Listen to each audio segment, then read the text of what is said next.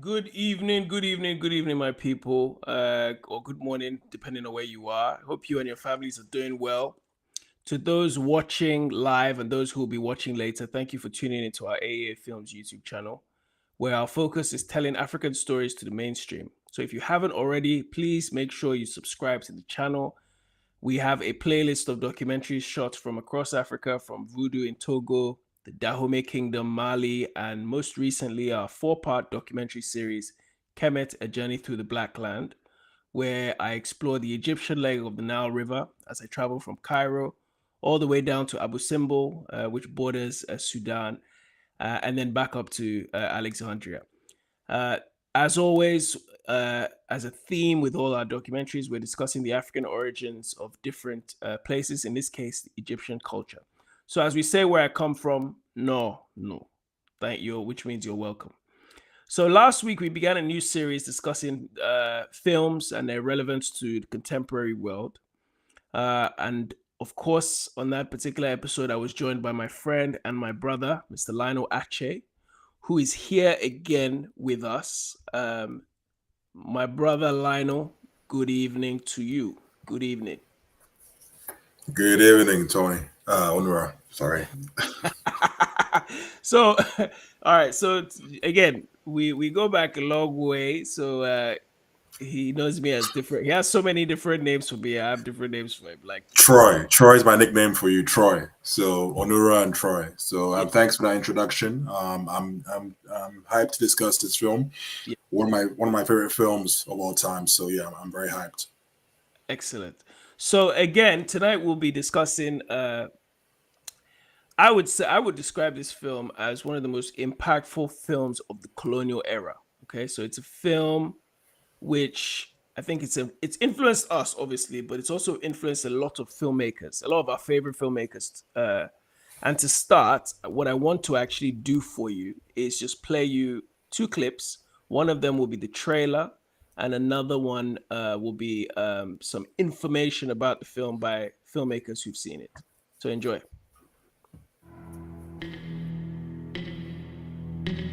Nous sommes arrivés à la moyenne de 4,2 attentats par jour. Oui, il faut distinguer les attaques individuelles. Nous disons qu'il y a une minorité qui s'impose par la terreur et la violence. Nous devons agir sur cette minorité dans le but de l'isoler et de la détruire.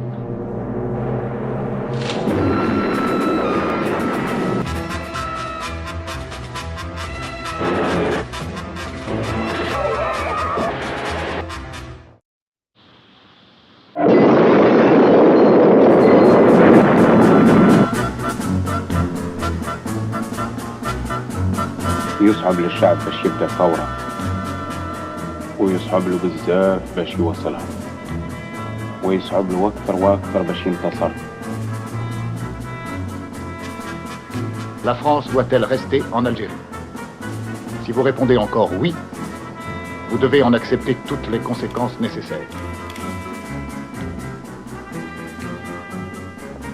Hé là, regarde! Halte!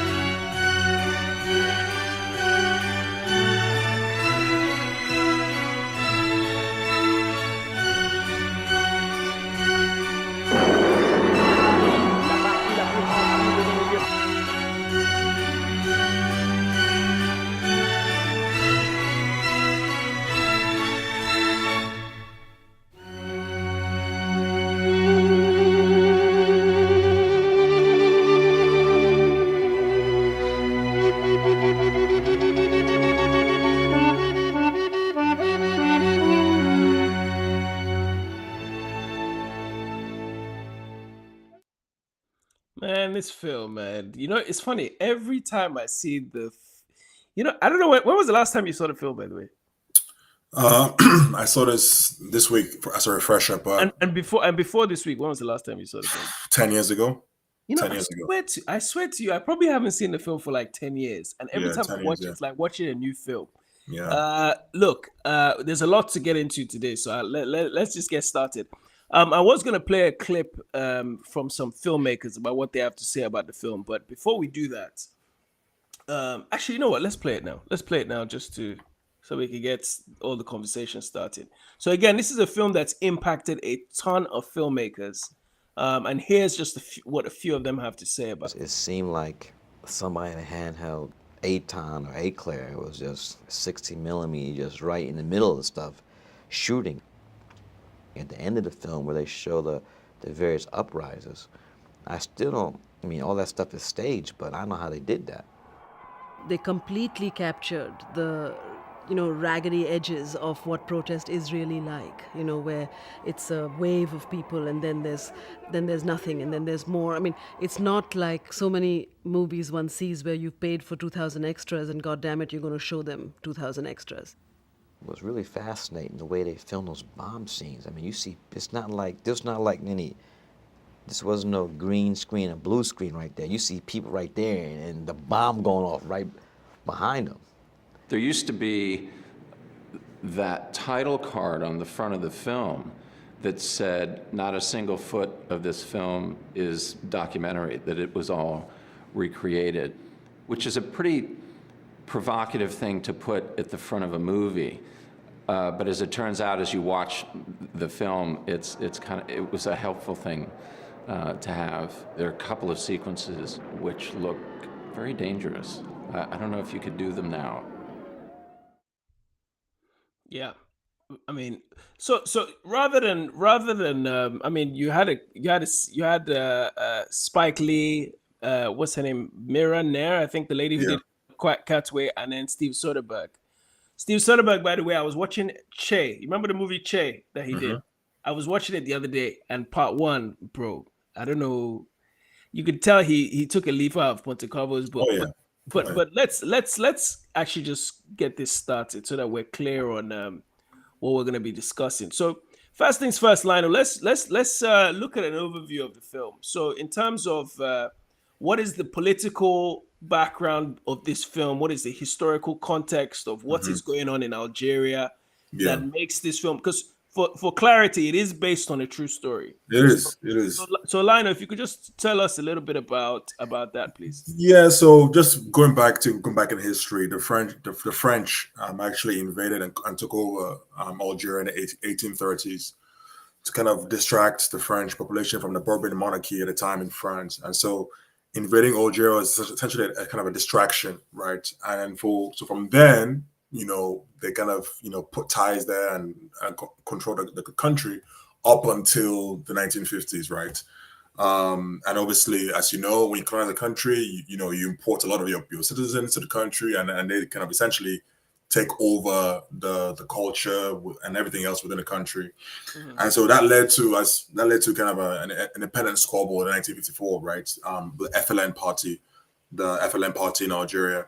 And the Algerian War of Independence was between the FLN and obviously the French and the Pieds Noirs, what they call the Pieds Noirs, where the Europeans, the people of French ethnicity were born in Algeria, essentially. And so this war between both parties, the FLN and the French, kind of was this massive atrocities on both sides, right? Which ultimately led to this film being made. But yeah, why this film is key is because of what the film has signified to other liberation struggles, not only in Africa but in South America and other parts of the world. But the basis of this film was based on real life, such as the war of independence between FLN and trying to highlight that struggle against colonialism, against imperialism, and all the issues that come along with that. So that's essentially, in a nutshell, why Pontecorvo made this film. And he obviously was an Italian Jewish descent, actually, who fled Italy during the war to Paris, and then built his kind of filmmaking career along the way. And he became left-leaning as he progressed into his career. And this is why he made this film, right? I think later on Honora will touch on what Yeah. the impact Algeria had on Yeah. the liberation struggle. But for now, yeah. And thank you for that. I wanted to, what I wanted to also do is just like because like I've seen the film a few times, but I never really took my time to find out how was this film put together. And so it Right. made me I went and did some digging. So again, like Lionel said, the film is based on the Algerian War of Independence, which basically lasted. The War of Independence itself was from 54 till 62. Obviously, it started way before France had come and colonized, like in the 1800s, and stayed there long. So, unlike places like Morocco, so-called French West Africa, Tunisia, those type of places where they were like protectorates of France, France basically said Algeria is an extension of France. So you have French citizens, as you said, Pierre Noir, French citizens who are on the ground who consider themselves weirdly Algerian. You know, a bit like how you have like Corsica was like that, right? Corsica was similar to that, and so on. A bit like how Portugal has Madeira, for example. So the film is essentially, it focuses on the guerrilla tactics of the FLN, which stands for Front Libération Nationale, National, yeah. or National Liberation Front, and the French, and basically between them and then the French militaries, like I guess counter insurgency, I guess, right, or like efforts to repel the FLN. Right. Now, the key person in the way this film was put together is a man called Sadi Youssef. So if you've seen the film, and let me just show you what he looks like. So if you've seen the film already, you will know who he is. So Sadi Youssef is this guy on the top right. Sadi Youssef is top right, and bottom right is Gillo Pontecorvo, the director. Now, the way he puts this film together is very, very interesting. I don't know if you're aware about this, Lionel. So Sadi Youssef himself was a key leader in the FLN during the war. He played a really, really important role in like orchestrating the Algerian resistance in the Kasbah in Algiers. So he was arrested in 1957. He managed to survive the war, despite many, and I don't want to spoil the film for you, but despite many of his colleagues and comrades being killed. He eventually became a prominent figure post-independence, right? But what was interesting is after the war, Sadi Youssef wrote a book, a memoir, if you will, about his experiences. I think it was called, what was it called again? A souvenir to something. It's called like, it'll come back to me. What's the name? Do you remember the name of the book? But something like Memoirs of the War or something. I forget the name of the book. But this became the basis for the screenplay. So he eventually, and it's a very good interview he does in New York Film Festival. He does a Q&A about 10 or 12 years ago, where he talks about how he was in prison. While he was in prison in Algeria, he wasn't able to write. They didn't give him a pen or a pencil. Then they shipped him off to France, where he had access to a pen and a pencil. So he's like, let me write down everything I remember about this war. And as time went on, obviously the war ended. He came back to Algeria. He started to put it together in a synopsis version. Eventually, he's like, okay, I have a synopsis. I have no clue how I'm going to make a film, but I think it should be a film. So he goes to France, ironically, and basically, again, you got to keep in mind, this film is shot only a few years after the war ended, like 3-4 years after the war ended. So the idea of writing a screenplay that close to the war is people were just like, this guy, are you crazy? It was problematic. So he eventually goes to Italy and he speaks to Pontecorvo. I think, in fact, he even said one of the people he spoke to was Constantine Costas-Gavras. Lionel, you know him from Z, right? The movie Z. But eventually he went to Constantine Costas-Gavras, gave him the screenplay and gave him the synopsis and had to pay them to write the screenplay. So this guy that you're seeing in the top right not only serves as the, I suppose, creator of the story, but the influence of the story, but also the producer, right? Now, so he's playing a producer. he also plays a fictionalized version of himself in the film. Okay, in the character is called El Hajj Jafar, right? So not only was he able to bring the authenticity to the story, he brought his authenticity with his own portrayal in the film. And it's interesting. We'll talk about the style in a minute, but the style of the film has this like documentary like feel. This is the time of the Italian neorealist cinema thing. French people were experimenting with it too, but Italians were the ones that were really like, you don't know whether you're watching a documentary type thing. They cast mostly non-actors. I think, with the exception of the French colonel. Yeah, he's the Everyone, only. Yeah, he was. He was a theater actor. He's the only like professional yeah, actor. he's Yeah, the only one. Everybody else was a non-actor, so non-professional actors, and they used real locations in Algiers. And if you listen to that Q&A, like, he really breaks down like even some of the sets that he built himself, and of course the extras in the film, because they lived this experience 3-4 years earlier. For them, it wasn't much of a performance. So I just thought I'd bring that in because it's quite key when you look at a film like this. And I must say, genre-wise, this is packed with action. This movie is packed with action.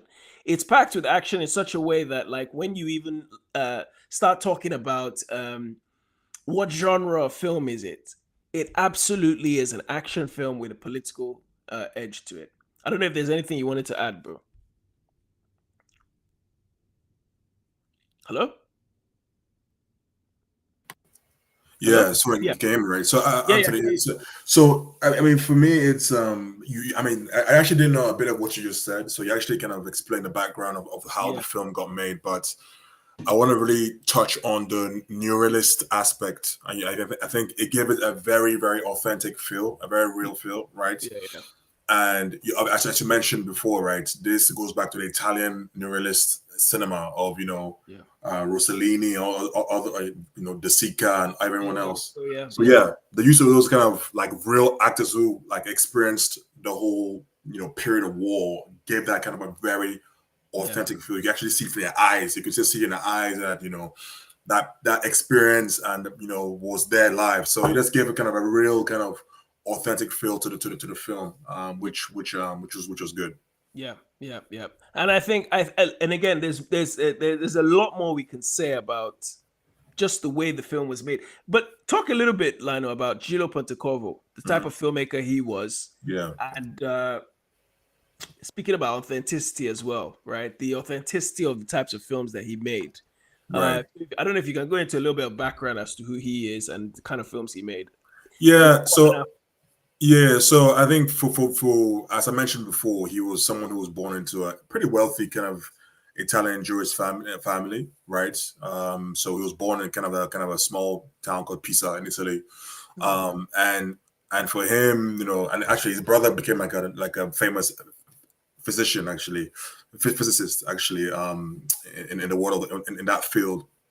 But so for him, yeah, he started studying. He went to studies.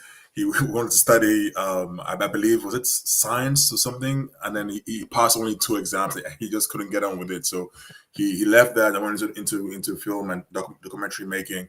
And so for him, like as I mentioned before, they fled Italy when the Nazis came over. Obviously, being Jewish, they fled. He went to France with his brother, Paris, and he started kind of interning with kind of famous French filmmakers when it came to filmmaking. And documentary kind of filmmaking. There's a famous kind of neorealist filmmaker he interned with who kind of helped him and set him up along the way to kind of get that experience to kind of eventually have his own kind of style, right? Yeah. But yeah, his films, and I think we've been fans of his. Going. I know you mentioned Burn. He did Burn, right? That was with Marlon Brando, correct? Right? He did Burn. Yeah. And so I did a review on it like 6-7 years ago. Right, I know. Yeah, you did. Didn't you? Let me say this to you. Technically, it may not be the best film in the world, but if you consider yourself a Pan-African, and if you consider yourself someone who understand the way is trying to understand the way the world works and how Black people have arrived at the place where we are. Burn is the best film. For me, I said it's my favorite film. It's not like I watch it every day, but it is one of my favorite films ever made. Kimada. It's incredible. But yeah, sorry to cut you up. No. So like you said, Burn is one. He did another one regarding the Holocaust. Capo's good too. Yeah, Capo, right? Capo. So Capo is the one based on kind of on a Holocaust of him being Jewish. His life, his experience. Yeah, that's kind of personal to him. So yeah, so him, it kind of his background was always based on either based on like historical facts and also political issues. So that was his own kind of field. He was not. I think his first film was kind of a romance film, The White Blue Road. But outside of that, when he started getting rolling, for him was really based on issues of deep significance, right? When it comes to politics, when it comes to historical incidents in life, and really trying to put his left leaning side into his films, right? He was pretty left leaning. Yeah. So him was just all about, in his words, about truth, about really getting the truth and using his films to kind of portray a version of the truth or kind of give an insight into what he felt was going on in life and in certain incidents in life. So yeah, but what are your thoughts? Obviously, I know that I've heard you speaking about Burn and obviously the Battle of Algiers. How do you describe Pontecorvo in your opinion and his impact on yourself as a filmmaker? Yeah, I think for me, him, Gillo Pontecorvo, Constantine Costa-Gavras, Oliver Stone, Spike Lee to an extent. Those are the filmmakers that I look at and say they are making films not just for the sake of making films. In other words, it's not just Moana 2. They are making films to make statements. Right. The Gavras, I think, is more underrated because I think he chose to work he was not just very left-leaning, but his films focused on there was a lot of drama.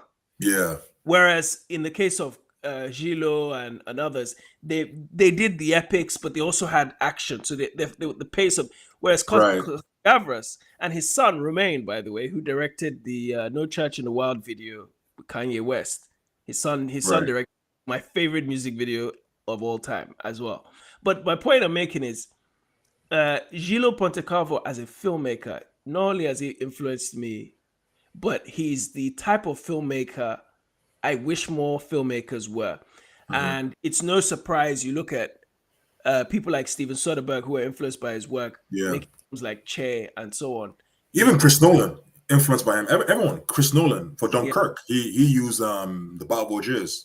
Interesting. I didn't know that. Yeah. Chris Nolan, a lot of them. Chris Nolan, he's in Spike Lee, Soderbergh. The list goes on. There's a whole list of filmmakers. Yeah, and it's interesting because because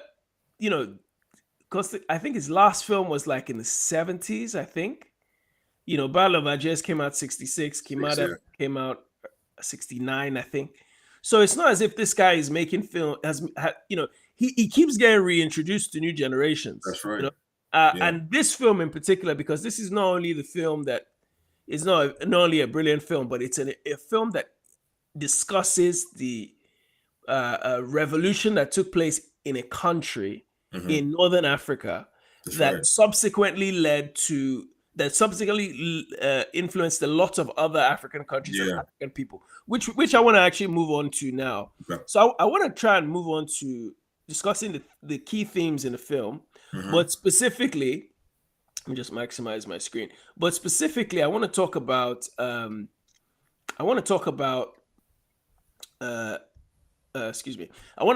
like the resistance, right?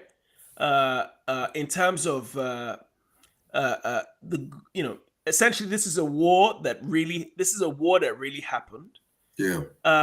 So there's the guerrilla tactics, the guerrilla warfare tactics that the FLN is using. Yep. Then there's also the tactics that the French military is using, That's in right. terms of torture, Mhm. you know, and the film is also, I suppose, giving you moral lessons for life about what happens when you. Throughout the film, there are discussions that are being had where people are constantly questioning themselves and the impact of what they have. You know, so I don't know if you could talk a little bit about some of these themes: the morality of resistance, Mhm. colonialism, and Yeah. the legacy of colonialism, and then eventually the role of the women in revolution as well. So I don't know, but I've given you three big topics, but do Yeah. it. So the first one is like the morality of resistance. Is that right? Yeah, yeah, Right. yeah, Yeah. I mean, ultimately, going through the history of mankind, there always been resistance to kind of being imposed upon, whether it's been colonized, whether it's slavery, you know independence is not given to people, right? They've always had to fight for it, whether it's slavery, the maroons, right? And everything else. So it's been something that has there's a history within our species of resistance, and whether it's even violent resistance, right? Mhm. Now in the case of Africa and Algeria, as you said, Algeria, this war led to obviously the independence of Algeria, and Algeria was the first country in the continent to gain independence through force, essentially. Yeah. That led to led to a whole that led to them being kind of the Yeah. the Poster uh, child. the polar child reference point for a host of other kind of groups within the continent, which Yeah. I'm sure we'll discuss Yeah. very soon. Absolutely. Yeah. Yeah, but I think in terms of morality, and I think in this film, I think you see a lot of atrocities committed by both sides, right? You see the bombing, the building places blown up by the FLN. Then you see obviously the French forces, and also they kind of the French had they had a kind of a kind of a unit called La Main Rouge. In English is the red hand. Mhm. They were used to kind of you know like kind of a military special ops kind of Clandestine, like, clandestine to bomb to you kind of know, pick up and bomb certain kind of FLN operatives. operating between the cracks type That's thing. right, in between the So lines, yeah. and bombing certain and taking out certain FLN operatives. Um, and so yeah, I mean, when it comes to morality, I mean, the film really is cruel. There's no filter. It shows you, one country fighting for fighting for independence because they've been imposed upon since the 1830s. Another country, and this is the Western country, France, that are trying to maintain that control because they've had a country within their hands for 100 plus years, and they built obviously it's being used as for many different purposes, whether it's influence internationally, whether it's for resources. There's a whole host of reasons why. So there's this dynamic and fight between those two. In the middle, there's a lot of people who obviously were killed. 1.5 million Algerians, right? Crazy. 2 million were kind of interned in kind of internment camps. Crazy. So that's that. When it comes to the women, obviously, in the film, you see the women that were used in the war by the FLN to actually, impart damage to the French. And I think the FLN, the one way they used that was twofold. Once they try to use that kind of fact that in the Muslim culture, the hijab, everything, you're not really allowed to touch the Women are women, right? sacred. You They're can't. sacred. They're Yeah. sacred.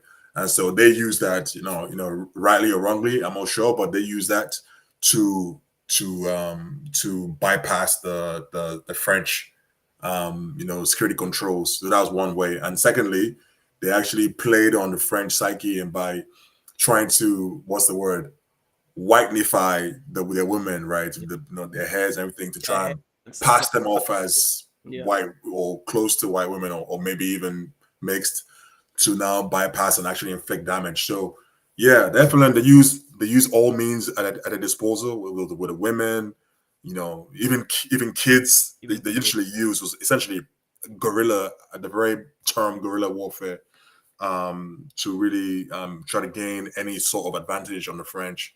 But I mean, back to you though. In this, like, what is your view on the morality of this? I mean, Well, what was your take on that? well, Not only on the film, but also on the war itself. Look, look. I think the example, because in many ways the impact of that Algerian French conflict you still feel today. You see elements of it even with the French national football team. You know, there's still, because if you look at it in terms of, we're talking about 1960s, 1950s, 1960s. So you take a player like Zinedine Zidane or Karim Benzema. It's maybe their father or their grandfather. In case of Zidane, it's probably his father was involved or impacted by it. Benzema, maybe his grandfather. You know what I mean? So what I'm trying to say is this wasn't that far away, but the impact of that type of colonial, if you can't even call it colonialism, it's like a settler thing. The French came there to settle. Over 100 years of being there, settling, thinking this is part of France. So they have this disdain for the locals who, you know, it's a bit like it's essentially another form of apartheid South Africa, actually, but in the northern parts of Africa and with Arab people. And I think there's an element there which, when I was watching it, that made me think that it doesn't matter whether you're a religious, what your religion is, even what your race is. When a foreign settler comes into your land and tries to control you, they will find a way to separate you from each other. Because that point you made about the ladies whitenifying themselves, as they walk through those checkpoints, even with the dyed hair and everything, you could still tell in a way that they were locals. They weren't European. Whereas I assure you, you walk through Paris today, or you walk through London, or walk through any major city, those women will blend in and you will think they are part of the white society. But at home, they look specifically different. I don't know if you get my point. It's so what I'm trying to say is it made me realize that there is always a difference between the oppressor and the oppressed.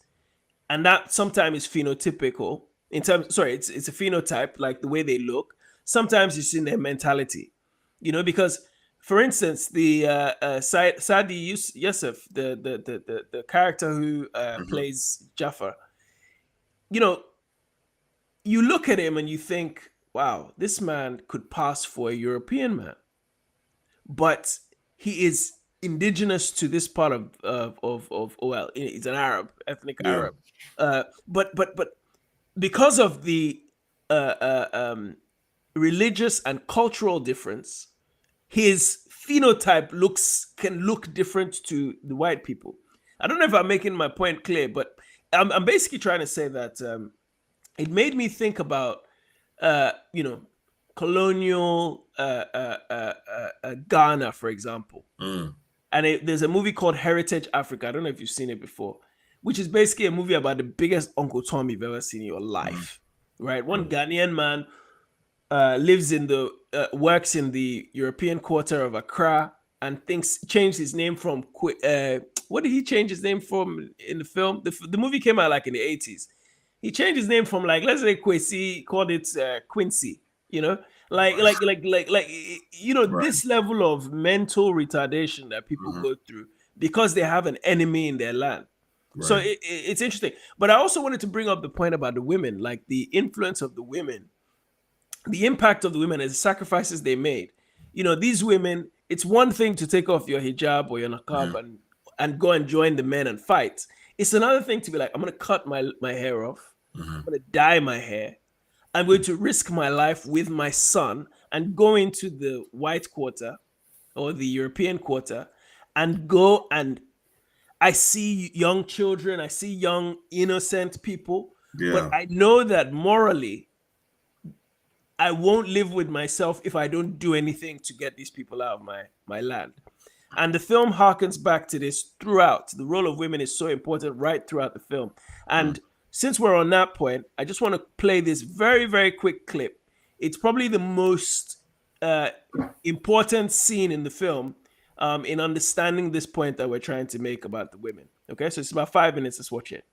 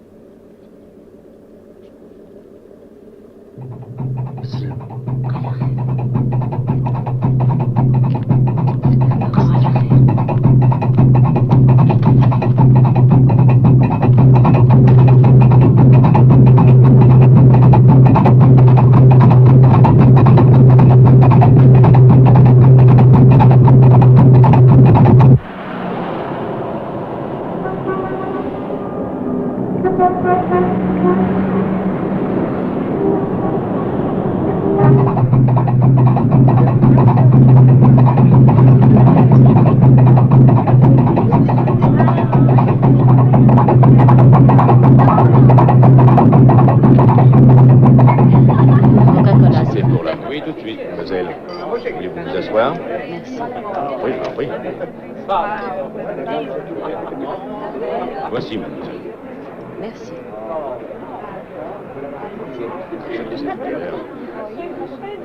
J'aurais bien acheté, mais qu'est-ce que c'est passé? J'aurais fermé ce truc.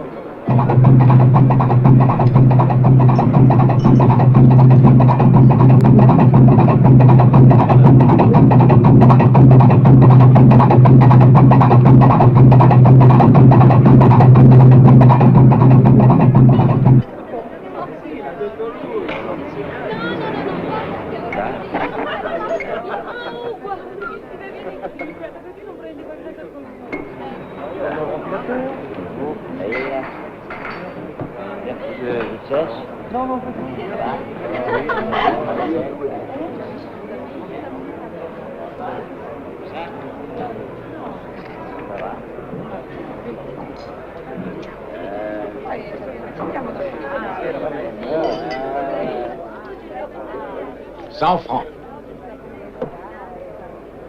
Tentez, mademoiselle? Oui, monsieur. C'est dommage. Hasta mañana, Rebeca, no te tardes, mi vida. Hasta mañana, Rebeca, espero que tú no vas a olvidar. Hasta mañana, Rebeca, te quiero tanto, mi vida. Hasta mañana, Rebeca, toda la noche yo voy a cantar.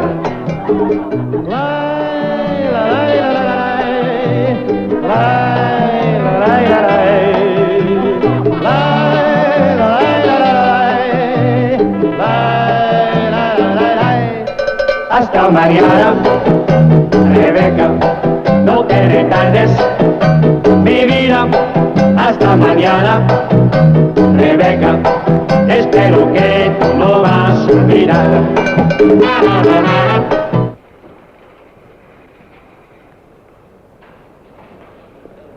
Attention, attention.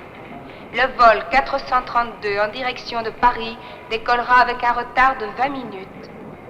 Attention, attention. Le vol 432 en direction de Paris décollera avec un retard de 20 minutes. Oui, pensez si je m'en rappelle. Vous voulez un autre martini? Qu'à mal donné. Tout de suite. Tu comprends, moi j'aimerais aller en Italie, dans le sud. Côté de Séville. Ma femme n'aime pas l'Espagne. Elle dit qu'on bronze plus vite en Italie.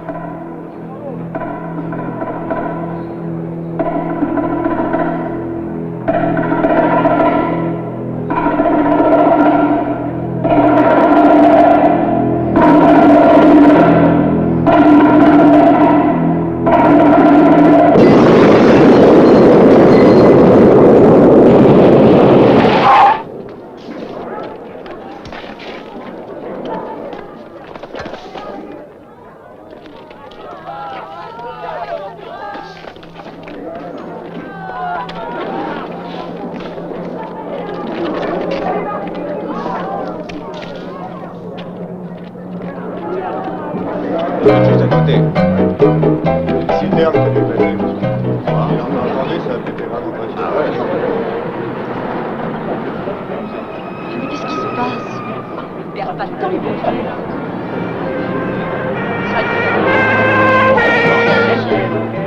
Non, c'est rien, ça doit être des bouteilles de gaz butane qui a sauté. Oui, c'est Te quiero tanto, mi vida.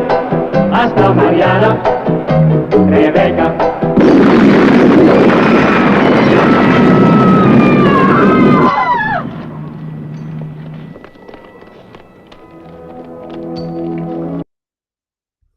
Can I just say, that's how a revolution happens. You know, like, look, I don't know if you know this, but at the time when the film came out, we're going to talk about this in a minute, but it was banned, right?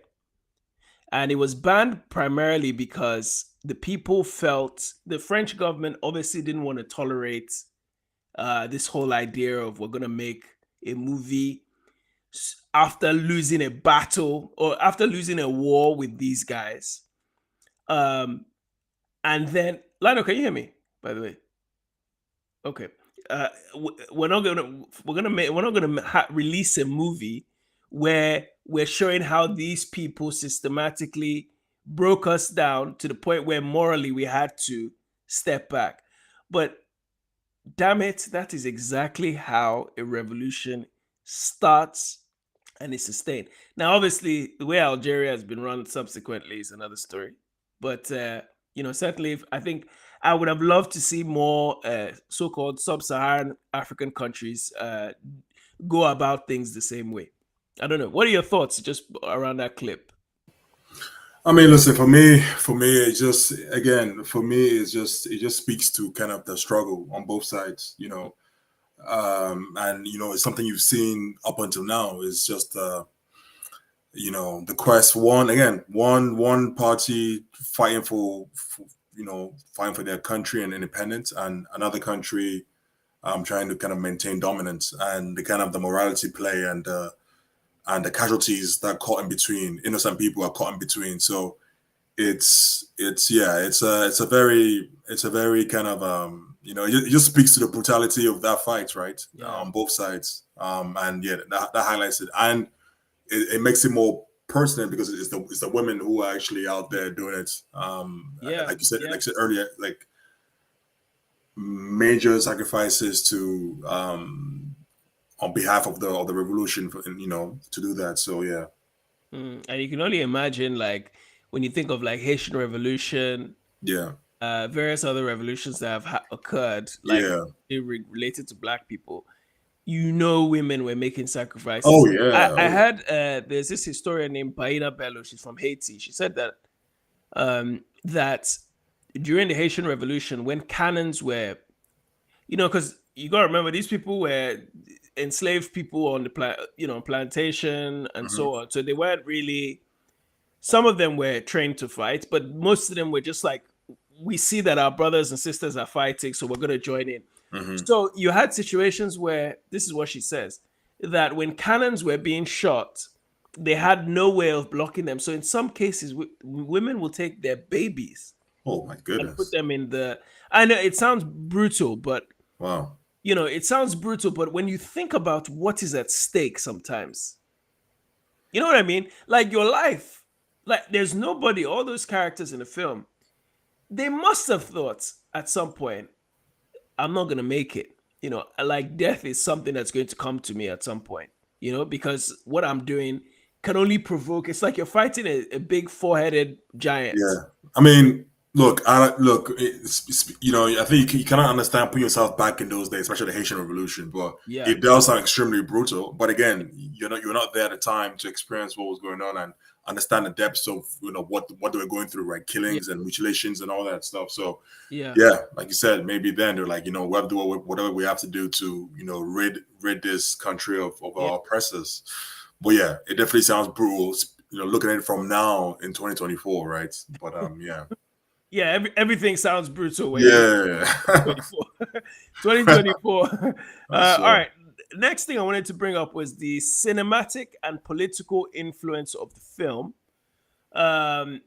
So obviously, when this film was released, it was banned. I don't know if you can go into some detail about the ban when the film came out in '66, why it was banned, and then obviously the censorship that came with it. Yeah, I mean, so I think you kind of mentioned it perfectly early on, and saying why it was banned. Essentially, I believe the film was eventually released in France in 1971, if I'm not mistaken. I think it was released then eventually, but was banned for a long time because of what you said, because of the themes within the film in regards to the French, right, and them not wanting that to kind of influence or have any effect on domestic opinion or even international opinion, domestic opinion in France, and so it was banned there. I think one of the places released in first was Lyon. After it got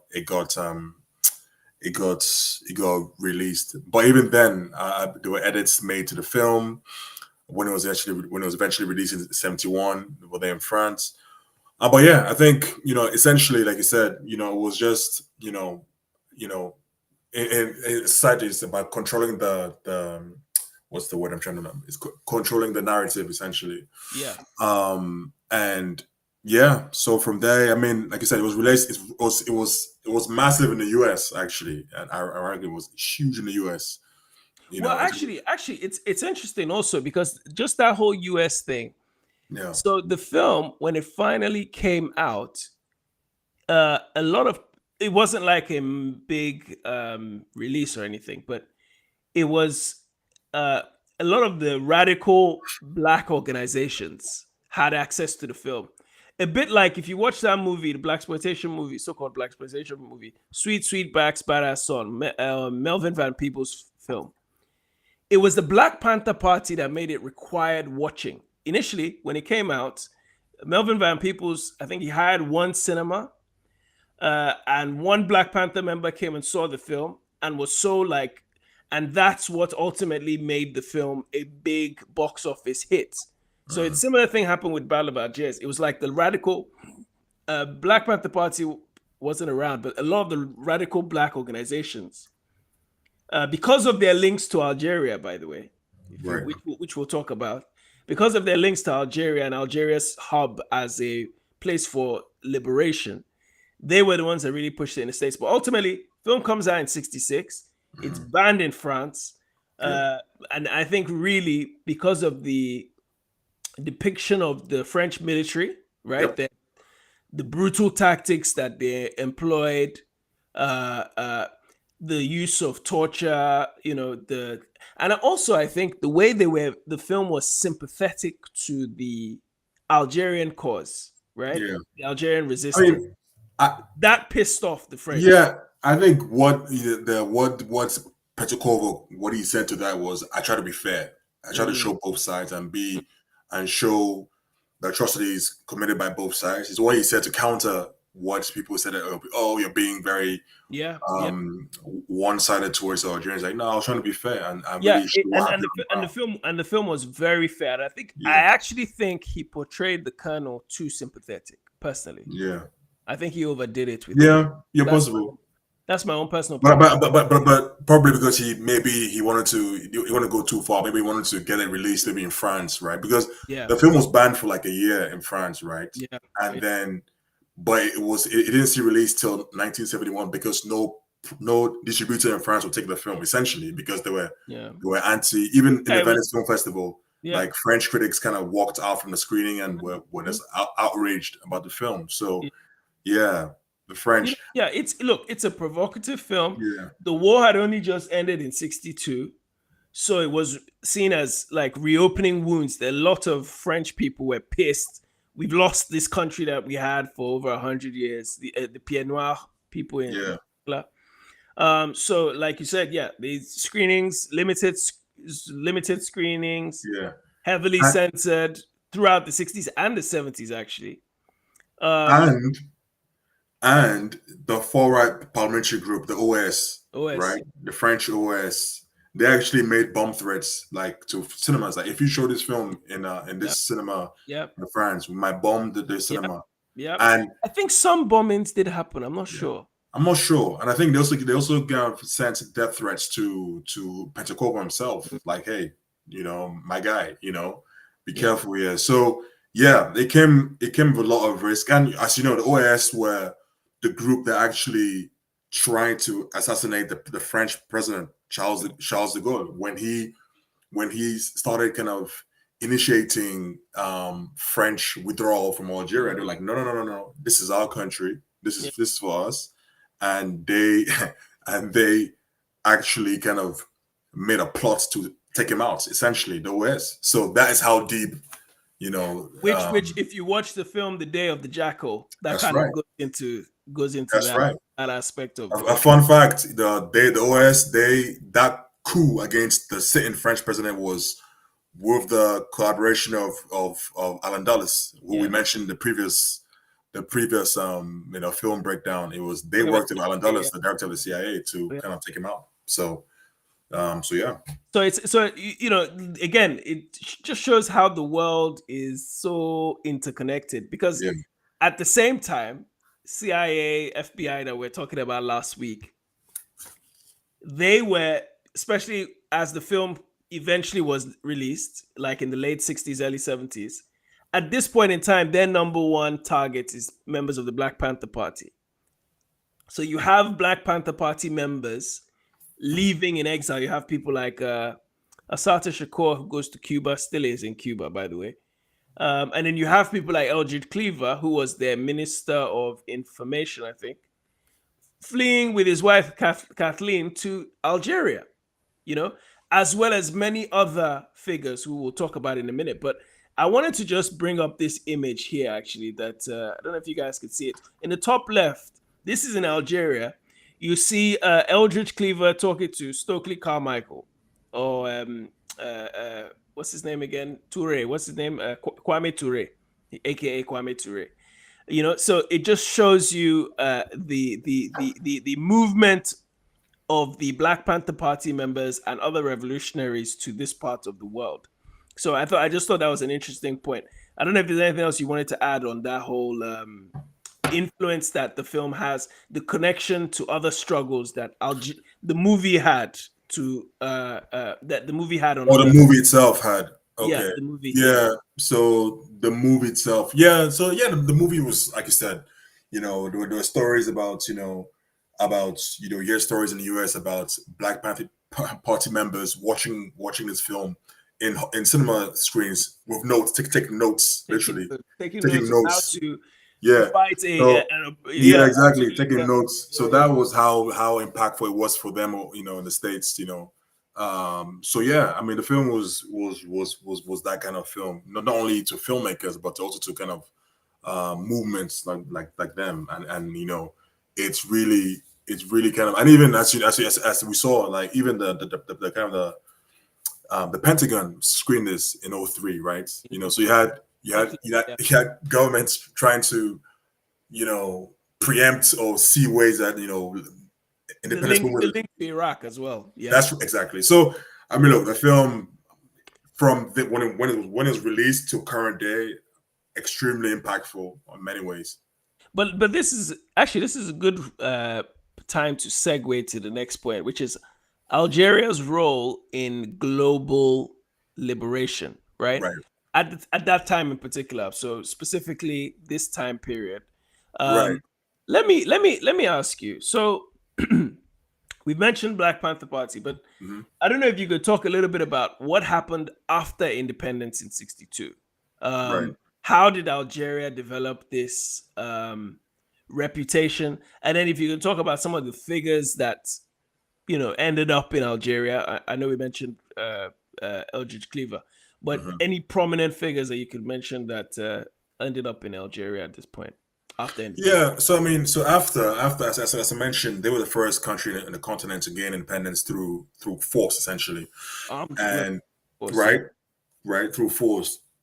And then as a result of that, they felt it was their responsibility to kind of be the hub, so to speak, of not only just African kind of movements of independence, but even other kind of third world kind of countries and continents, global South, to kind of get independent. So the first one we know is Mandela, obviously, right? We know that Mandela went there, ANC went there to train with the FLN guerrillas, during the fight war against, apartheid and everything else. And he went there. And actually, Algeria was the first country that he went to post release from prison, right? He said the famous quote, "The Algerian army made me a man," right? Is what he said, Mandela. And so he was trying to pay homage to them by going there as the first place. And even in his autobiography, Long Walk to Freedom, he said it, that his stay there was actually why he was called a terrorist, right? That's why he said. And so he's a key one. But the thing about Algeria, they were a hub.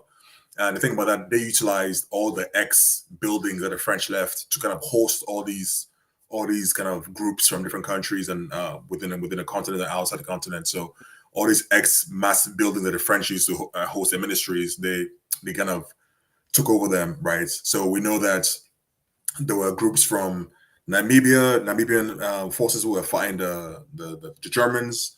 Angolans were fighting the Portuguese. South Africans fighting the Dutch.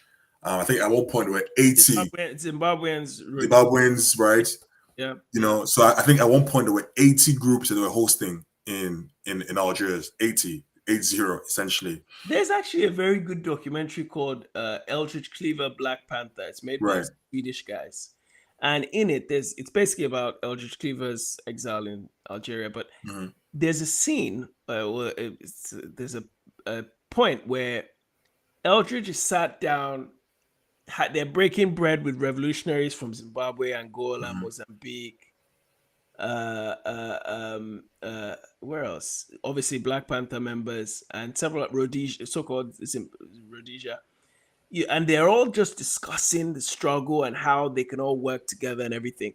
Right. Then there's another scene where Eldridge Cleaver, it was during the cultural conference, the cultural festival that Algeria threw. You remember the late 1960s? It threw this big, massive cultural festival. Yeah. And you had Africans from all over the world. My God, when I even think about it, I'm just like, man, what has happened to Africa that we don't think like this anymore? Like, like when I think about it, it's like you're inviting African Americans who have a similar struggle and saying, hey, we are with you. You're inviting Africans from around the continent, and then you're also inviting people from, Vietnam and all these places who are undergoing the same imperialist struggle and saying, how can we share ideas? Yeah. Whereas right now, I mean, when you ask yourself right now, where do these things happen? I got invited to speak, to speak at Pan-African Conference, which was to be held in Lomé in October. A month before, they were always canceled. I'm like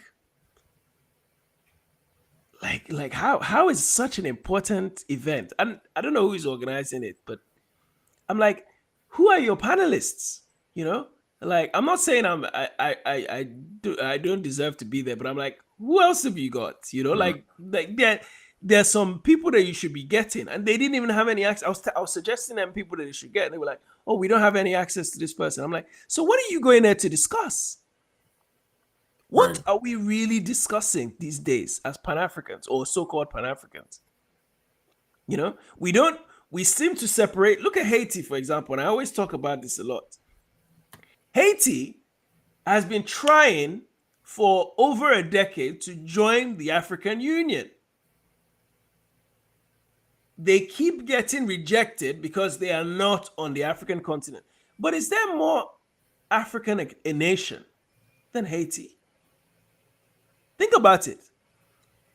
What they represent as African people, 100% African people, in the Western Hemisphere, fought for their liberation and struggling, frankly.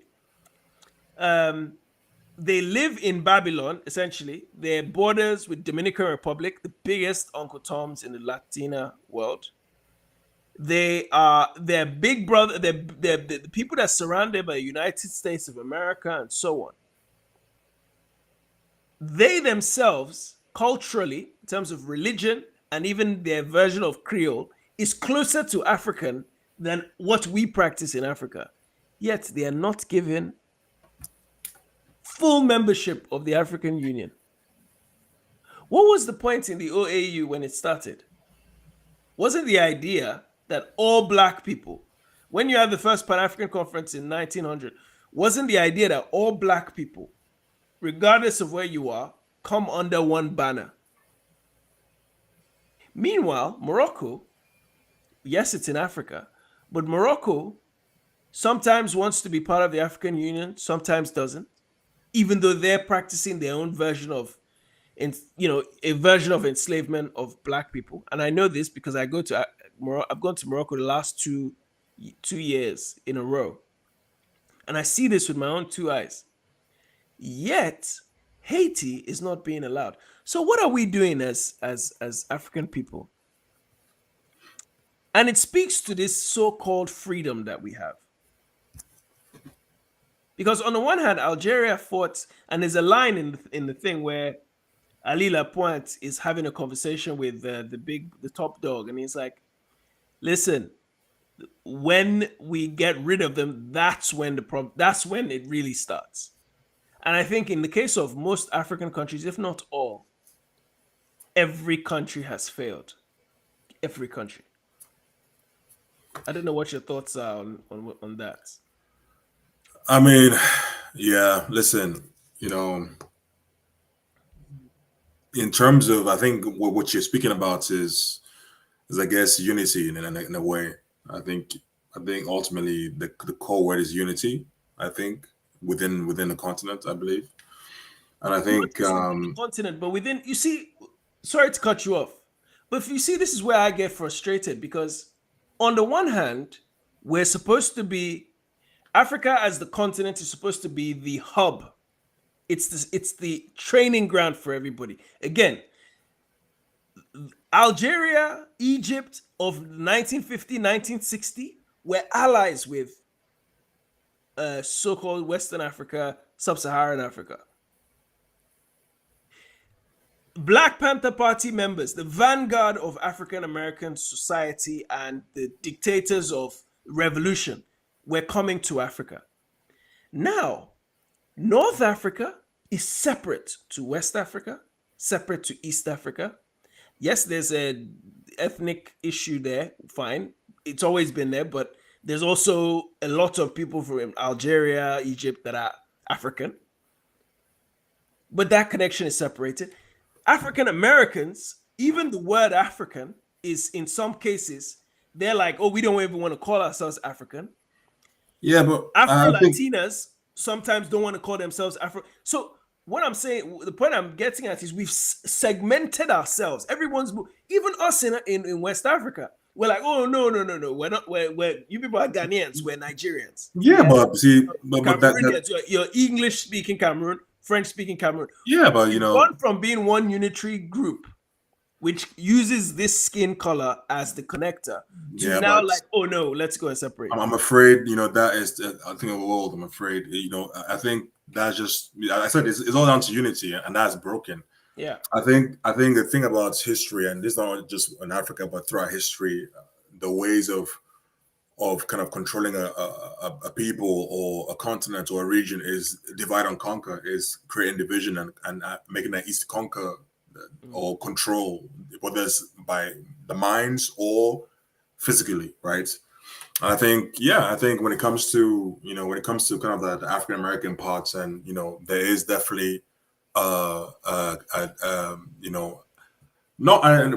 majority, but there's a sizable section, especially African Americans, who there's this section of who try to remove the Africanness from the name, right? And I think what I've heard from a lot of African Americans is, oh, that Africans don't like us, right? I've heard that a lot from actually African American celebrities, that Africans don't like us, that that they kind of look at us like as if we're beneath them, Africans, and I say, I don't think that's actually accurate. And I've heard this from a lot of celebrities, Shannon Sharp, the rest say, no, like Africans don't like us because of maybe a group of Africans, who were very highly educated in the US, look at African Americans and dismiss this. I think that's a very small population. But I could flip it. I could tell people like Shannon Sharp, I could say, okay, how about you? How about African Americans viewing Africans in a very dismissive way? I could flip it, right? Like when I went to me and my brothers went to the US for the first time when I was around 12 or 13. We didn't get like insults from white Americans. We got it from black Americans, right? We got called booty licker by black Americans. And I think there's a reason for that. I think there's a kind of a psychological shame, and you're trying to distance yourself as much as possible from your heritage, right? And that's a problem, and that's a big problem. So we got more. This is the point I'm trying to make, though. Sorry to cut you again, but this is the point I'm trying to make. I'm not even concerned with why we're segmented now. I'm concerned with the fact that we are segmented. You see, look, again, you go back 40 years, 50 years, whatever it was now, since the movie came out, for example, 1966, 60 years. In 1966, Africans saw it fit to find themselves, to look at themselves as one. A lot of them were coming into the world and coming into their own, right? Places were becoming independent, whether it's in the Caribbean, African continent, and so on. But I think all of us, I'm not just speaking about African Americans, all of us, all Black people, regardless of where we are, all felt the need to be like, hey, you know what? Forget this community thing. Here's my opportunity to chop. Yeah. This is an opportunity for me to run my own kingdom in their own way. And you start to see, obviously, it manifests itself differently in America and Brazil and those types of places because they have a larger group that's around them. But in Africa, where did we drop the ball so hard that the rest of the Black world, instead of looking at us and saying this is home, are looking at us like that we're not even. You have groups now that are saying that they're not even indigenous to Africa. Yeah, but see, look, and first of all, let me go back to my points about it. So for me, when it comes to, I know I was talking about African Americans, but like when I said it, I mean that we should not be dividing ourselves. That's yes, exactly you're American, you're African, but you are American. You're fully American. You help essentially build the country. You're American. But it shouldn't be that division, right? Because if you really know that the history of Africa and the great things achieved, the people, in Africa, the history, you'd be more proud. I think it's kind of when they see Africa on TV and all this, like and then they're trying to kind of. And it is changing. It is changing. But I'm saying there should be more kind of unity instead of division and stuff. But you said, why do other parts of people in the Black diaspora kind of distance themselves? And I've seen it from even Cubans, like famous Cubans who are like, oh no, they're them, right? Not us. I've heard that, and I think again, it's that supposed shame that Africa, we are kind of African are essentially the beggars, of the world, really. I think a lot of that is linked to that. I also think it's the biggest like trump card, pardon the pun, of the imperialists, places like America, which is I will get you feeling so comfortable here that you feel like there's no need to identify with that over there. Because it's one thing is when you have a clear oppressor, you don't need to worry about who is my enemy. But when your oppressor says, hey, no, everything's good, seemingly, now you're like looking around, you're like, well, I don't have an enemy apart from the guy across the street because he's shorter than mine or whatever. You know what I mean? Yeah. So because again, you go even to Algeria, there is no doubt those people that fought together split apart within a decade. Ben Bella, Ben Bella was the first head of state. What happened to him? You understand what I'm saying? Look at the Amilcar Cabral, PAIGC situation. Look at the UNITA. What was the other one? UNITA and what's the other group in Angola, Mozambique? The Savimbis, the Samora Machels, you have these groups that fought together only for them to attain power. Look at Cabral's brother became head of state. I think he became president for decades. Agostinho Neto became president for decades. Of course. They all went down this route of like, the war is over. But that's essentially you have to you need special human beings to fight that nature. It's power. It corrupts all. It's power. You're told you're this, you're given this, and there's power, and then by the time you are probably someone who was pro-independence, fighting for your country. You enter into power, you get a certain level of power, and then you're corrupted. And it's true, you're corrupted. You're exposed to things. You're flown to the Western cities and put in the 5-star, the Ritz and stuff, and you just get blown away. And by the time you know it, you're in power for 40, 50 years, and you are fighting for is like a distant memory. And then you are the one who's kind of actually playing on ethnic divisions in your country in Africa, and you're to gain control, to maintain control, because instability gives you stability in another sense. So you are actually doing that, and so there we are. It's a vicious cycle. So let's move on to the final I guess the final segment, one of the final segments for today, which is the relevance today of a film like this.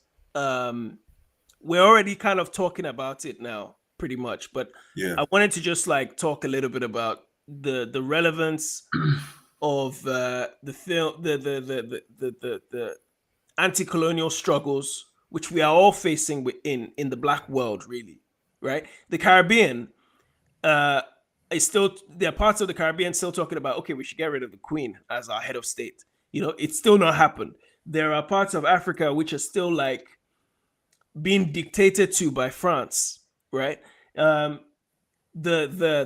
ethical dilemmas of war that they've experienced, and then also, if you could talk a little bit about like the global fight for justice of Africans, really. I don't know if you can.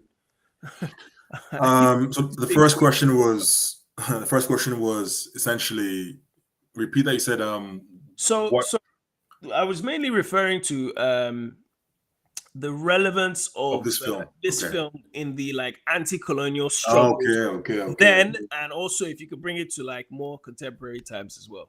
Yes. By the way, I see all the chats, guys. Keep them coming. We'll bring them up at the end. Thank you. Yeah. So the relevance of this film when it comes to anti-colonial, this film was exactly, it was a springboard. As I mentioned before, this film was a film, depicting the first war of independence in Africa by force, essentially, really. And now, currently, what's the relevance of this film now? I mean, like you said, it's still going on now in many parts, right? The quest for, a lot of. So essentially, what I see, and I've said this to you before, is that now it's not so much that we have, although we do have physical, like foreign armies in African countries, we have bases across in different countries in Africa. But what we have now is kind of a new, and I say a new scramble for Africa, right? For resources and everything else, right? And that's happening now. And so you have different foreign entities competing within the continent. You have US, you have France, obviously, you have China, you have Britain, you have Russia now through its mercenary forces. You have every single country trying to have a slice of the pie when it comes to Africa. And you have different presidents in Africa, tying themselves to different entities, right? To their own respective, you have those who are going for China, those America, those, France, Russia. But yeah, this film just, again, it just speaks to the control that a country can have. And for me, when I watch this film, and especially when I watch this film and France's role, I'm tied back to the level of dominance that France still has in its former colonies in France. When you talk about France, talk about the franc CFA in French West Africa, right? It's still tied to the French treasury till today. It's still tied till today. It was called France Afrique, where the control, and it's still today. So the immense control that France has, it might not be like in this film, but it's still there. Culturally, financially, admin wise, make no mistake, it's still there. And I don't see how, especially France, from all the former kind of colonizers of Africa, France is the one that is very much tied to its former colonies. Let me. You made a very interesting point. Let me just advance it for you a little bit. Let me ask you this question. So, what can we learn today from film? What can we learn? Because if this is the world that we've created, right? We fought for independence. We fought for whatever. And now we end up with a situation, like you said, where you have France Afrique still very much in existence. You have the struggle for resources, the battle for resources between all the various powers, and now multinational corporations. Oh yeah, of course. What can we learn from this type of it's like I said, it's extremely entrenched. It's extremely entrenched now, very entrenched. So a lot of the foreign governments who are vying for influence, they're entrenched within government politics within. Essentially, you have presidents who are double agents, for lack of a better word. Essentially, Tinubu in Nigeria. Yeah. So it's extremely entrenched, extremely. As you mentioned, more corporate. Now they're the ones. Corporations are the ones who are really taking advantage, and the governments are the ones that are kind of giving them protection, so to speak. It's like essentially like a lot. It's like a cartel, essentially, right? So, what can we learn from this film is that, for you to eventually gain the independence you want to, I think there are two things. One, it's unity. So it's unity not only in your country, but within your neighbors, continental wise, right? And that is hard to see because a lot of, there've been a lot of divide and conquer in every single African country, a lot of it. And that was a technique. That's an express policy to destabilize those countries, right? Cameroon, or are you English or French? Rwanda, are you Hutu or Tutsi? In countries, are you this or that? Are you this or that? I mean, it goes on. In Kenya, are you who you? Are you? I mean, right? Right? It goes on all across the continent. So it's like unity. That's one within your countries, and within your neighbors in the continent, and B, in some degrees, it will take you to like just create a storm, really rise up and say enough is enough. But again, would that happen? I think those are the two key things, really. I mean, there's no, you do not. But I think the thing, Tony, though, it's hard now because it's less physical boots. Yeah. It's more kind of control and other means. So it's a hard one, right? It's not as if, right? It's not as if it's very different. It's not as if it's like you have like in this war or just like you have boots there patrolling the city. It's a very different kind of control, and that's really hard. But okay, do you think in the world that we're in today, with the artificial intelligence, drone warfare, and so on, do you think we have an opportunity? Have we missed our opportunity? And I'm talking not just about Africa, I'm talking about the African world in general. Because if you look in the Americas, there's this whole thing of trying to integrate. It's now progressed to a point where it doesn't matter which black person, where you are in the Americas, you fully, for the most part, most people, I'm not saying everybody, most people are fully integrated and bought into the idea of being a Brazilian, a Venezuelan, a an American citizen, a Canadian. They've fully bought into it. Sure. So even in Africa, we fully bought into being Nigerian. Yeah, and look, fully Cameroonian. I'll be honest. I don't think there's anything wrong with that. To be honest, Tony, in my view, I just think that if it's to the detriment of you also realizing that's what you are, also you can be both. You're African, but also you're from there. I don't know. How does that work, though? How does that work? How does that look? We're talking the topic here is we're discussing Battle of Algiers being a microcosm of the African struggle for liberation. Yeah. How do you liberate as a people with a dual nationality mentality? Yeah. How? You're right. Especially when it's like the nationality of the enemy is your primary one. Yeah. I mean, you understand what I mean? I feel as if that look, I see what you're saying. That if you have a dual mindset, it's hard to because even sorry to cut you, even a dual mindset, your one is really the dominant one. Yeah. But I mean, so have we missed? This is what I'm saying. Have we missed the boat? Yeah, the thing is, look, have we missed the boat? Yeah, the thing is, right, obviously this film we're talking about is 1960s, of now we're in 2024. There've been decades and decades of assimilation within any country. And so now people feel tired. And look, for me personally, you're right. It's how do you, if you have a dual identity, how do you kind of, pass, how do you pass which one, But look, for you, right, Tony, so your view is, say, a Brazilian, right? A Brazilian of black African descent, right? Yeah. Your view is that they should see themselves primarily and solely as African? No, it's not quite that. But what I'm getting at is 60 years ago when they faced a sort of oppressor that was obvious it was about their racial ethnicity. Yeah. It was easy to know what to do. Okay. Likewise, in the Caribbean, likewise on the African continent. When the Europeans were on the ground, it was about getting It's rid done, of. bro. I think that ship has sailed. I think the ship has sailed. That's why I agree. I actually think it's sailed. Okay, I don't want to be pessimistic. Not that the ship has sailed fully. What I mean is, you see, because we're not even at a stage anymore where we can do like a China and lock our doors, focus on ourselves, pacify ourselves, and then move forward.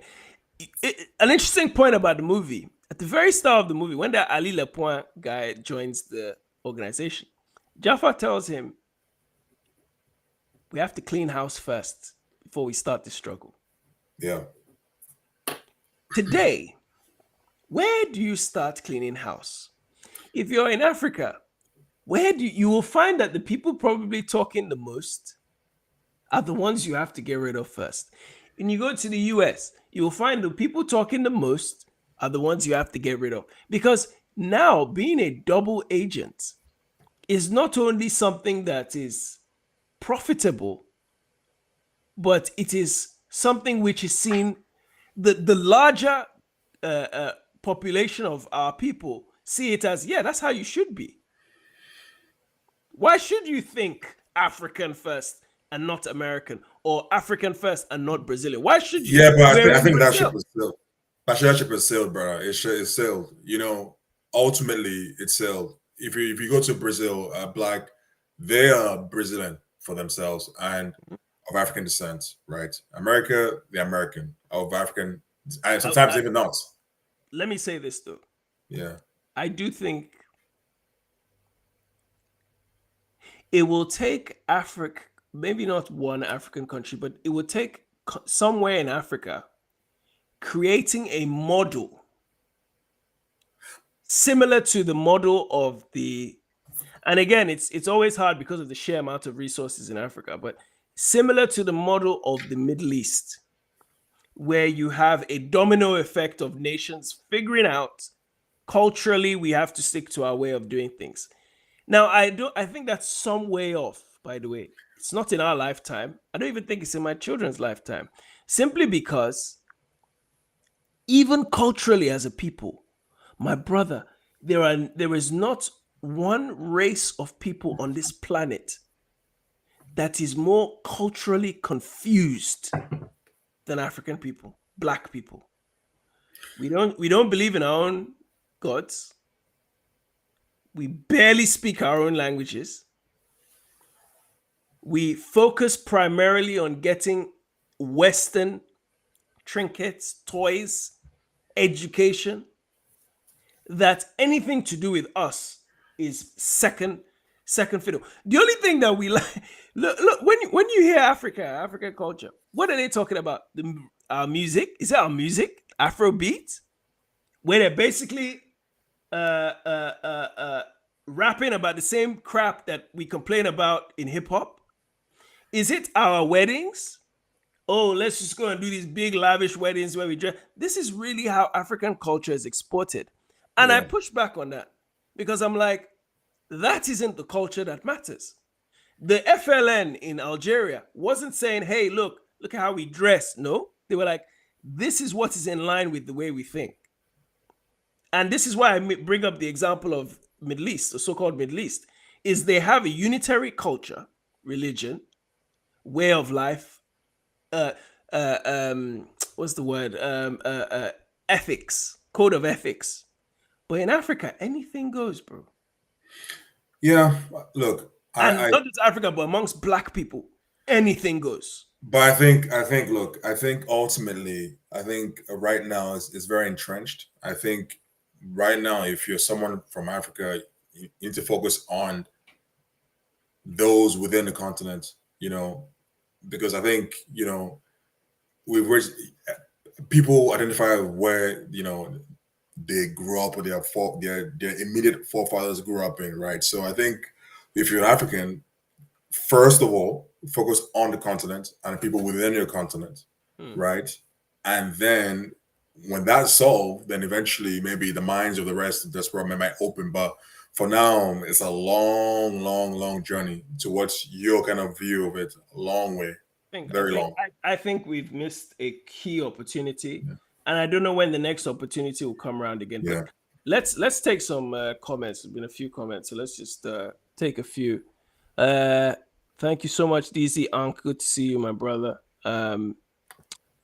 So just so we're clear, the film that we were talking about earlier was Burn, which is the movie by Gillo Pontecorvo, based around it actually explains how the what's the word?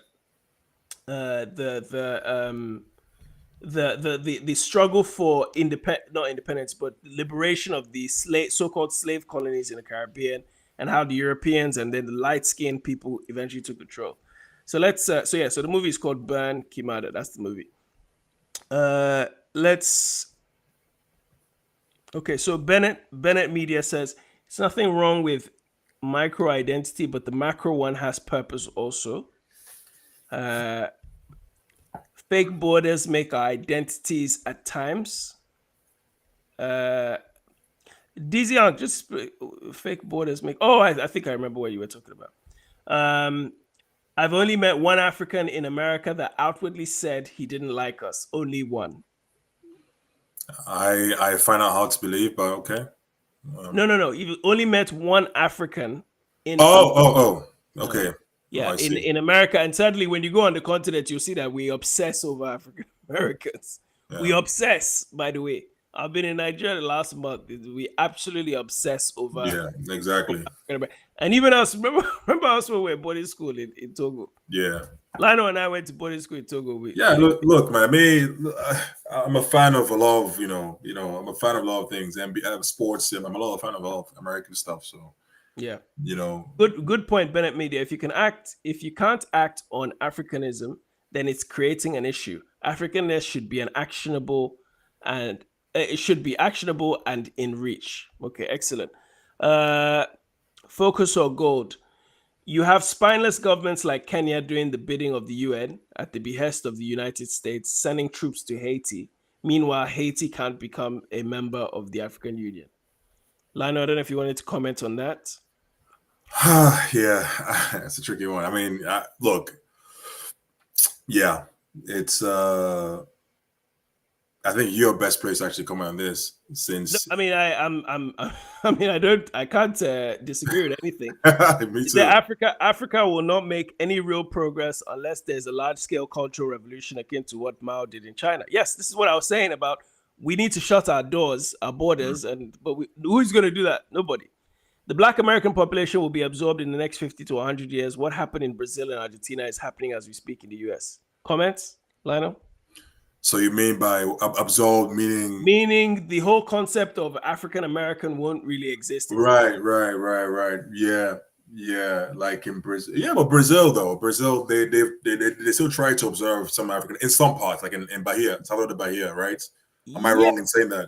They try to maintain some form of but in the that corner is, of Brazil. Will Bahia in 50 to 100 years still be Bahia? I think so. I don't know. How the sheer amount of immigrants that are moving into. But I think that's unique because in Bahia, that's where kind of the slaves went to, right? So it's very, very kind of prominent. But listen, you're right. Well, he's that comment can be very accurate, to be honest. But yeah, I think Argentina's a different case. They're totally absorbed. But I think Brazil, there's like a little dot spots of kind of them fighting to keep their kind of Okay. Last couple of comments and then we'll wrap up. So we can clean house by separating. Those of us that seek autonomy need to create our own physical spaces. It is a waste of time trying to convince people that are entrenched in pathology. I completely agree. And then DZ Unk, I even got blocked from African channels on YouTube for saying it. Oh yeah. Look, we are, and again, I always bring this up too. Like here we are on a westernized platform, building this platform instead of building our own, which is why I always tell people to go to abibitumi.com. I mean, these are practical ways that we can do things differently. But anyway, let's leave it there. We can debate this for the next 12 days. So let's wrap up. Closing points, closing remarks about the film. Anything that you want to Yeah, that you're doing? no, just that the film was just one of my favorite films. I watched that film the first time when I was in uni, and I was just scrolling through the channels, and I fell upon the Battle of Algiers. What, you watched it in university on TV? Yeah, I'm telling you, on TV In England. Yes, in uni. I remember. Never seen it on TV. Yeah, in uni, I was scrolling through and I fell. I can't remember which channel I fell upon, and I fell upon it in uni, and I just stopped and I watched it, and I was hooked for the whole picture. So yeah, look, this film is the influence it's had on filmmakers, on movements, has been next level. You know, it's in the top 10 list of so many kind of film directors lists. It really highlighted the struggle for independence for Algeria against France, which led to the Battle of Algeria, which led to independence in 1962. And so yeah, just the influence and you know the film just makes me think about the influence that you know they had when it came to movements within the continent in subsequent years. We mentioned Mandela, Cabral, you know, the list goes on, right? You know, the list goes on. Was there. Yeah, you know, everyone was there. So what they did and the impact they had, and the first Prime Minister Ahmed Ben Bella, you know, his fight and his speeches that kind of gave voice was kind of very crucial. So yeah, for me, key film, and it gives you more. It makes you want to research more into how you can impact and the movements. But I mean, for you, like how obviously you're like a filmmaker, and what are your closing thoughts on the film? How has it impacted you? For me, it's more political. It's more action speaks louder than mine. words. Okay, words. We are in a different era. We don't need to bomb and all that stuff anymore.